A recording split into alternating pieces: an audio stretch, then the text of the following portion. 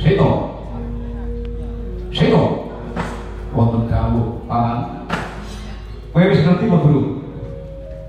Sing tak karepake kuwi kowe wis ngerti? Sampun. Apa sih? Paman kepengin ngawontenaken aben-aben wujudipun sawung manungsa. Wah, bagus. Aku wis lakon ngadeg Kakang Prabu Maksawati, ya kakangmu, ya bapakmu. Bapakmu wis saguh kakang nenekake jago kanggo nandingi kadangku si Raja Mala. Jago kasepuan ndi? Iya. Paman jago kasepuan iki wonten kabupaten iki kula menika. Wah, ladalah. Bocahe lunga-lunga kaya kebu. Ing jaman saiki kok isih ana bocah kaya ngono. Weh, ngiji-ngiji. Bocah ketok bodho, awake pusing, begadang ora tau adus. Rambute gimbal ora tau keramas. Weh, bocah kaya ngono kok nggih jago kok. Nggih pangkon kon ngarit kon angon. Nggih, menika kesanipun Kanjeng Rama badhe damel sawung ing negari Wirata sawung kasepuan. Wah. Yai Raja Mala, lho kakak. Wonten dawuh. Baik ngerti, jago kasepuan ampun. Jagone ajar bosok. Kula mboten seronto. Ajeng mbahku lho bekok gulune. Bilowo Konopo. Kowe wani tanding karo jago Kanoman Paman Raja Mala. Wah, aja suwen. Aku tak maju. Kita tak tokne jeroane tak udel-udel susih. Panggungmu aremu udel-udel tak buku. Anakku nggih mboten dawuh. Wis aja suwen. Saiki ngene. Kowe ngerti sing tak karepke? Kesanipun kados pundi? Adu jago kuwi aja mung matang. Aja mung matang ning kudu nganggo ngabutuhan. Tegesipun nganggo tutuhan. Waduh kawan. Kula ajeng dukanipun Kanjeng Rama lan kula badhe pekewet kaliyan para kawula sak negari Wirata yen ngantos pengagem-pengagem ing negari Wirata mangke badhe kawontenaken ngabutuhan. Ora kudu yen nganti ora ngabutuhan rugi. Aku wis ngenekake jago hubungan. Lajeng kesanipun tutuhanipun pripun? Yai kula wonten dawuh. Priye Yai? Kok ana kelakon kaya ngene? Kados pundi? Paman Kencaka ngajak ngabutuhan. Yo, kudu ngabutuhan.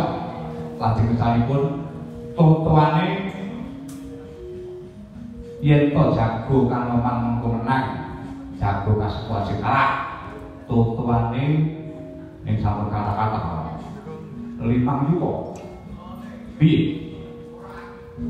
Piye kados pundi? Sabono wae, sabono. Lho sagu iki nek ora duwe sing dijakake. Piye 5 yuta? Iya, iku sagai mawon kula tesih dadak timbulan. Kula sagai, sagui, sagai. Diundake 10 juta. Waduh. Piye? Sedaya kok menika nggih uwul napa pripun iki? Nek uwul nggih. Ing atasipun pesen nyambut gawe dadak urunan. Ayo kudu ngono kok ya. Kanggo jejegake adeke awake dhewe. Piye Bilowo? Sagono wae, sagono. Wah, yen ngono sagui. Piye terus akeh. Aja kuwi. Saiki bur manuk. Bur manuk iki yen jago Kanoman mengko kalah. Aku sak sedulur Yai Rupa Kencok, Yai Raja Mala bakal ninggalake Raja Wirata. kepatian tak pohake ning kosok Bali yen jago kasepuan mengko jago sing blok kuwi kalah bisa rubuh dening kadang Wirajaya negara Wiraka sakukupane sak jajane kabeh kalbu Kakang Prabu Matswapati sak anak-anake kowe kabeh kudu lunga saka negara Wiraka. Piye? Kados pundi? Ya ini kula bingung Kakang Mas. Sagono wae. Sagono mengko aku sing nanggung iki yen pancen kadang mawon kula saged nggih kesanipun Kanjeng Kakang Prabu. Iya, yen pancen wis aku dina iki aja kala aja kesuwen ing Kaliwitono munggah Blabaroja ketekawat. Ayo bocah goblok bocah lunga-lunga munggah yang Blabaroja. Ayo. Wes tak limo dulu to, tak jalan dikit.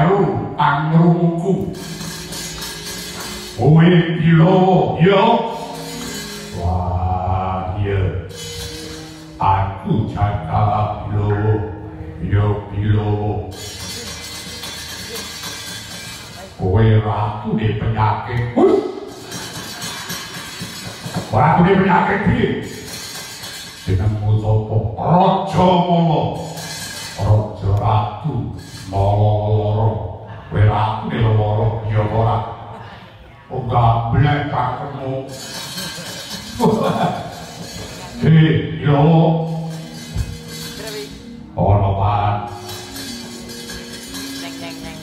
iki wong pirata wis mikir adoh ayo pancen aku duwe karep becik saiki kali-kali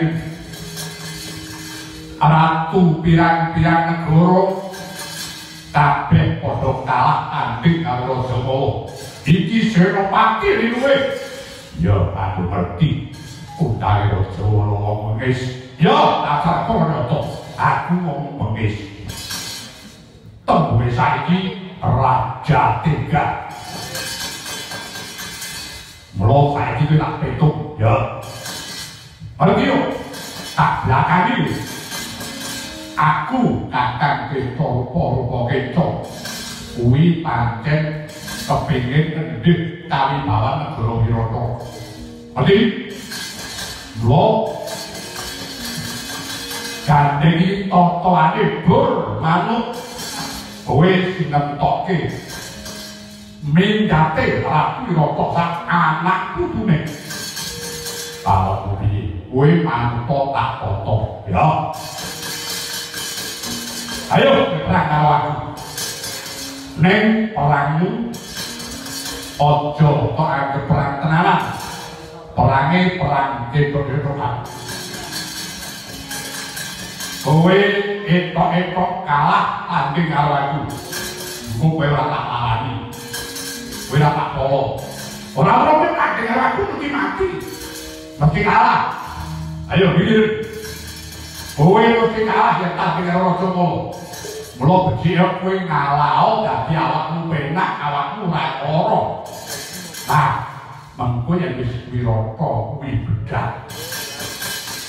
Ratu Wirata sak anak putune pinggah saka negara Wirata. Kakangku ing dadi ratu. Kowe jaluk pangkat apa? Kowe jaluk derajat apa? Kowe jaluk bayar pira? Mengko aku sing arep nuju. Piye?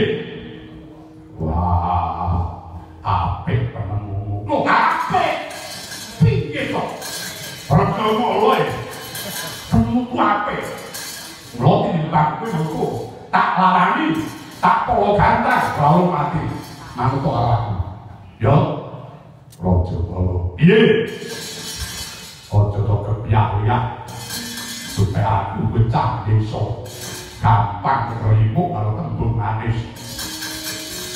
Raja Bala, najan aku desa, aku duwe adeg-adeg sing jejeg. Aku duwe jati diri, ora kaya dapur mulu. Kamu piye? Saiki aku duwe patung boyo. Yen kowe bakal ngrangsang negara Wirata kena.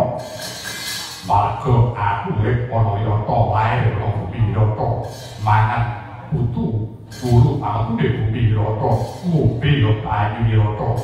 Mulai aku dadi jagone Wirata, upama mati ana Wirata, aku ngrukepi bumi layaku. Jenengku bakal larut, jenengku bakal indah. Ora kaya dapurmu, satriya jajak ora ketak. Kowe ajak-ajak kamu tok jak sing ora bener, tok jak hapus-hapus. Kowe arep jeneng ratu, arep mati bawa Maharekasa, arep ancik-ancik batange karo Wirata ya utawa dia. Sengak ombokmu wae. Sengak ombokmu wae piro?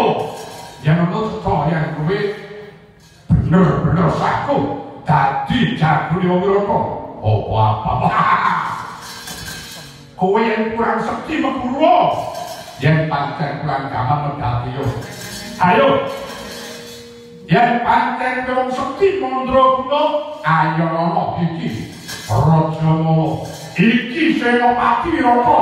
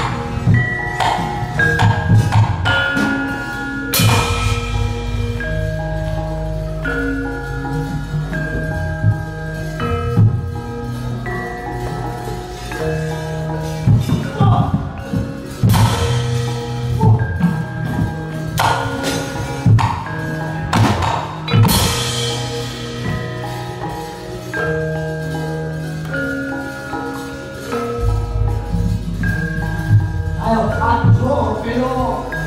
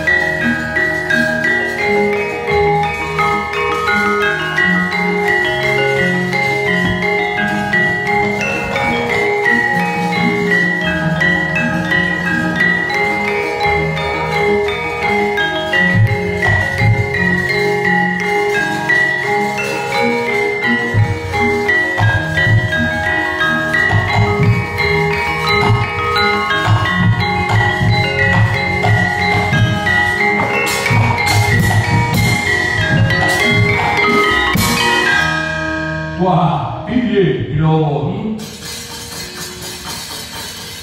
Kowe nglumpruk tanpa daya.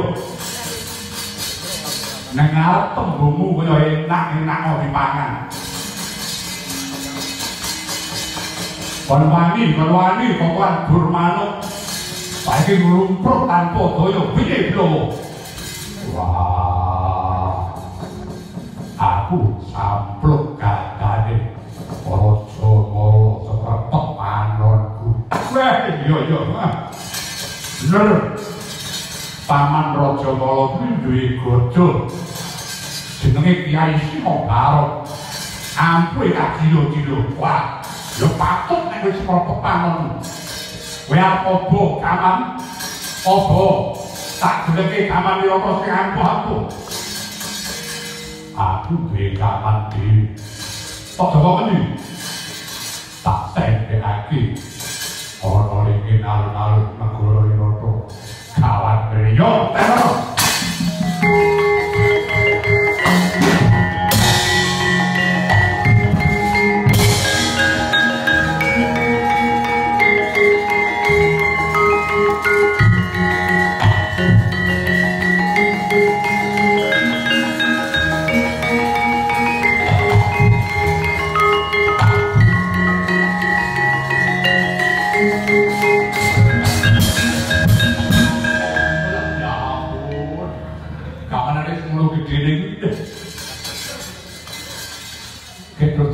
Gunane iki piye lho. Kok melempung sak ngono. Wah, ayo cocok karo wong iki Bilawa sak mono. Iki gamane semene iki. Yo tetep kowe.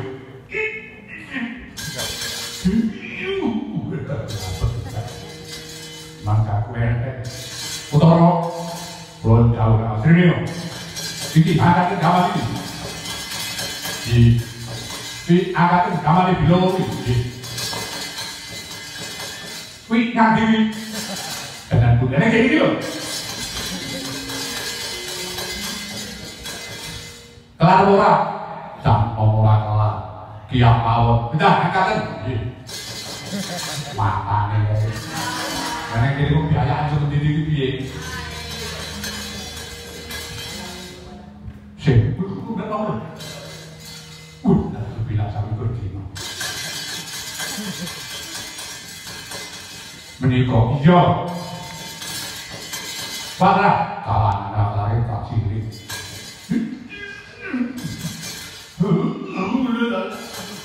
jadi meklah saya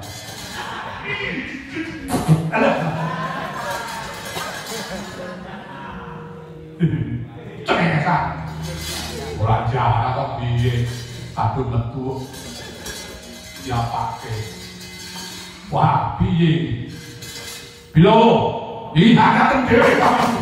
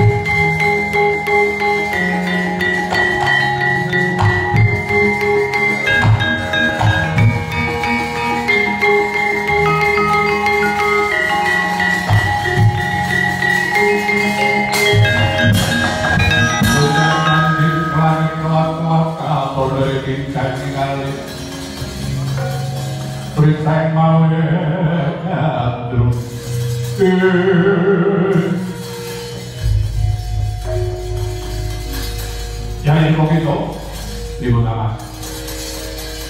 Raja Mala ora jumbuk ora cocok karo kandhane ngarep.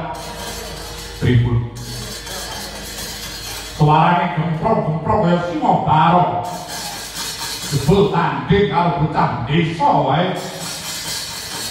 Dirut babak teken tiwas.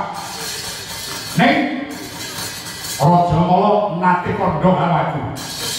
Nadyan mati dina ping 7 yen digebyur karo banyune Sendang Batari kuwi bakal laya dadi satemah Nirmala.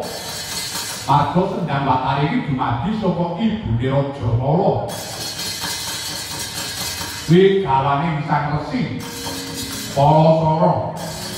Sendang Batari iki putrane Begawan Indradewa. Loh, cobanen jumuno saene Sendang Batari ae. Grucukno harag-ragane Raja Mala.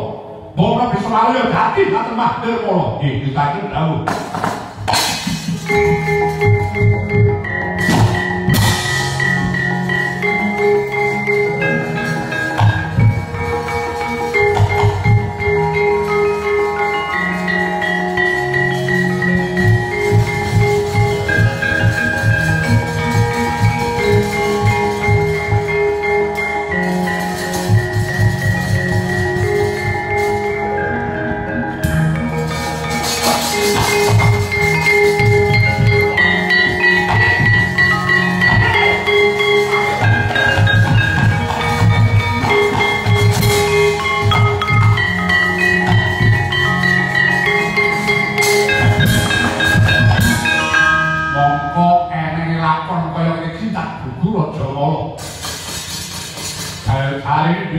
Luwih mati sore meneh. Ning bukine iki. Bali grujuk sendange. Banyu Sendang Batari bakal laya dadi satemah Nirmala. Endi bukine iki? Modal terus ngono kok. Urip piye? Kakang Mas, piye? Nadyan mekaten Raja Mala rumiyin nate pitungkas kaliyan kula. Pitungkas piye? Nadyan aku duwe kaseten luwih aku mati digerujuk dan ini sendang batari bisa urip meneh neng ana sirikane. Sirikane apa? Yen tanding tunggal darah. Lho kose to? Kok tanding tunggal darah piye? Duripun tunggal darah Satwarga. Darah Satwarga piye? Duripun tunggal-tunggal wayahing sang Para-para. Kose to? Ya apa bila kae darah Satwarga? Kae mau penjagalan yang tidak negaraan wong desa wong gunung. Darah Satwarga ngendi? Ora, cucu kae. Boten. Miturut ature Raja Mala ngati. Lain boten tanding kaya tunggal darah Raja Mala bakal walaya jati satemane mala. Monggo dikriti. Selaminipun Pak Duka wonten negari Wirata nate weruh. Nate pirsa dhateng Bilawa. Anake Kyai Jagawalkas sing gagah iki saka terus ngaten niku. Nate ngetos. Lah durung nate keri-keri iki. Lah kok menawi wonten tiyang ingkang sesiron. Aku dedemitan mapan wonten negari Wirata. Menika darah Satwarga keparat. Ya iki kok salah satu. Inggih menawi. Wah, itu kabeh. Pilo! Ayo, pilo!